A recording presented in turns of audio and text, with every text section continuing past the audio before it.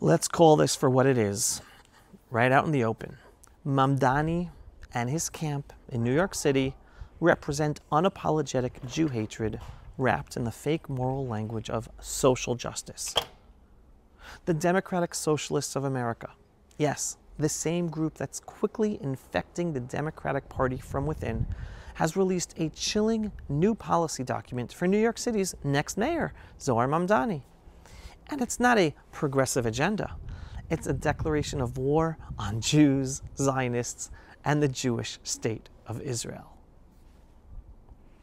The so-called AWWG Palestine Policy Meeting Agenda and Notes lays out 12 demands of the Mamdani mayorship, and not one of them has anything to do with improving life for actual New Yorkers.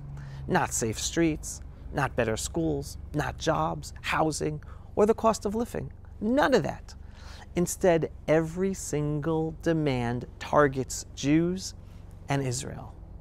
They want City Hall to divest New York City pension funds from Israeli bonds, pull deposits from banks that do business with Israel, cancel city contracts with any company that has ties to Israel, ban Israeli products from city-run grocery stores that Mamdani wants to set up, investigate Jews involved in real estate deals in Judea and Samaria, this beautiful area, which they smear as stolen land, which is actually Jewish land since biblical times, only stolen by foreign Arab Muslims who all originate from Saudi Arabia from years ago, hence they're called Arabs.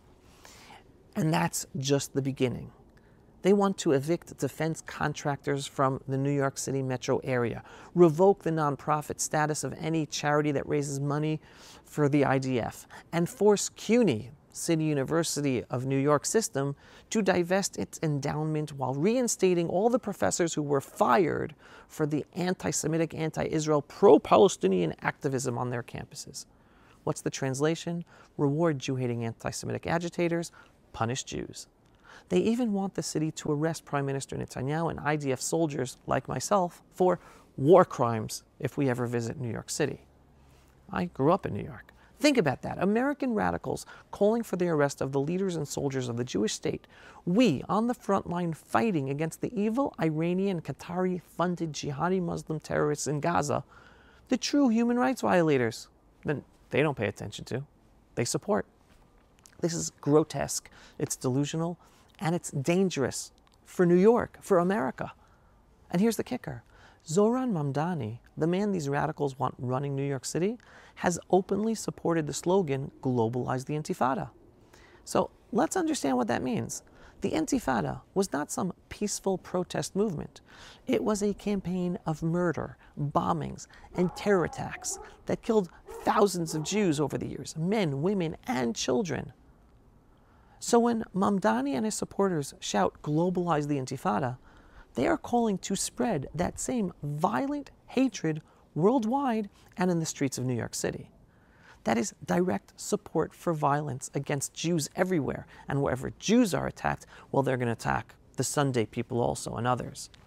This is not about peace. This is not about human rights. This is about destroying the Jewish connection to the land of Israel and demonizing Jews' rights in America. And ultimately about destroying America, with first attacking the low-hanging fruit, the canary in the coal mine, the Jews. And that's their platform for New York City, nothing to do with New York. The BDS movement, the Boycott, Divestment, Sanctions movement, is not pro-Palestinian. It's anti-Israel, anti-Zionist, and anti-Jew. Its founders admit the goal is to erase the Jewish state. And now, the Democrat Socialist Association wants to make New York City the center of that campaign for all of America. And here's what too many Americans don't yet realize. BDS, this boycott, divestment, sanctions, is only beginning to influence American politics. Today, it's local. A few city council candidates, a few activist mayors like Mamdani, but in a few years' time, it will be federal laws voted on by Congress and the Senate, by all of their elected officials from the left, and also the ones growing on the right. As more politicians like Mamdani get elected at the municipal, state, and national levels, this anti-Israel, anti-Jewish agenda will continue to grow. It's not going away.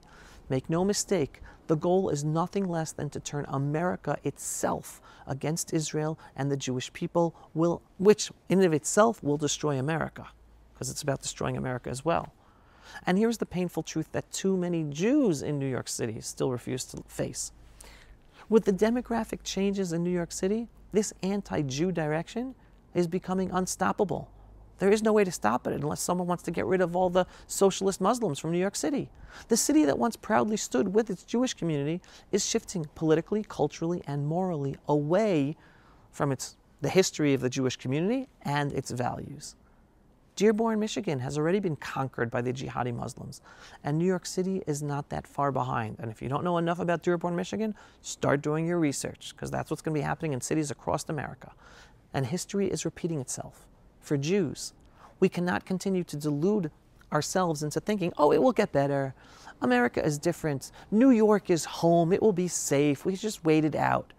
But it never ends differently. When the tide of Jew-hating anti-Semitism rises throughout our history, when Jew hatred is normalized by the powerful and ignored by the silent, the writing is on the wall.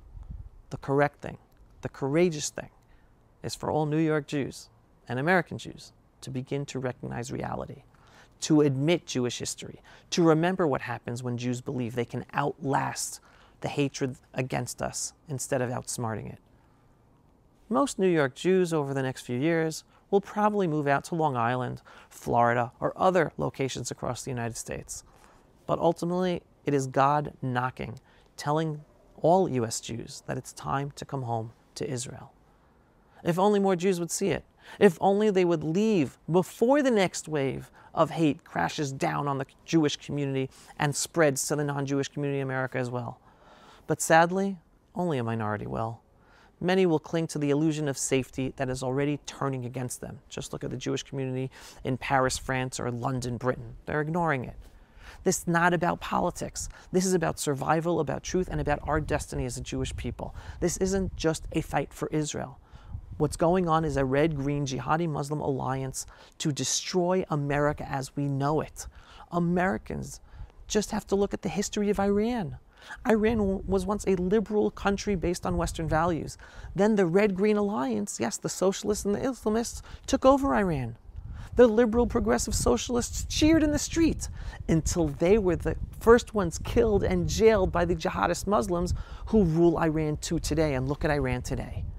Iranian expatriates are warning America about the same process that could be happening right now in America.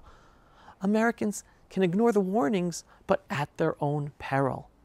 But for Jews, it's deadly to ignore this deep and developing situation of growing Jew hatred from the left, growing on the right, and from the growing jihadist Muslim population across American cities, even in Florida and Texas and all the Republican states. This is a wake-up call. History is speaking. The question is, how many Jews will listen this time?